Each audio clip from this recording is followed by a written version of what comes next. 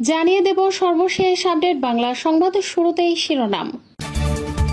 নিষেধাজ্ঞা পেয়ে অবশেষে আওয়ামী লীগের মুখোশ উন্মোচন করে দিল সাবেক সেনাপ্রধান আজিজ। সবশেষে দেখবেন বেনজিরকে পালানোর সুযোগ করে দিয়েছে হাসিনার সরকার, প্রধানমন্ত্রীর সাথে বেনজিরের ফোনালাপ ফাঁস। এতক্ষণ শুনছিলেন সংবাদ শিরোনাম, এখন থাকছে বিস্তারিত। ভারতে বাংলাদেশের সংসদ সদস্য আনোয়ারুল আজিম আনার হত্যাকাণ্ডের পরপরই সামনে এসেছে অপরাধ জগতের সঙ্গে তার সম্পৃক্ততার প্রসঙ্গ।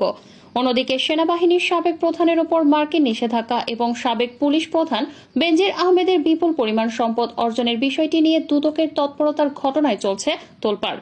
টানা চতুর্থ মেয়াদে ক্ষমতায় থাকা আওয়ামী লীগ সরকারের সময় দলীয় সংসদ সদস্য আর সরকারের গুরুত্বপূর্ণ শীর্ষ পদের থেকে অনিয়ম দুর্নীতিতে জড়িয়ে পড়ার অভিযোগ ক্ষমতাসীন দলের জন্য মারাত্মক ভাবমূর্তির সংকট হিসেবে দেখছেন অনেকেই। কারণ যাদের বিরুদ্ধে এখন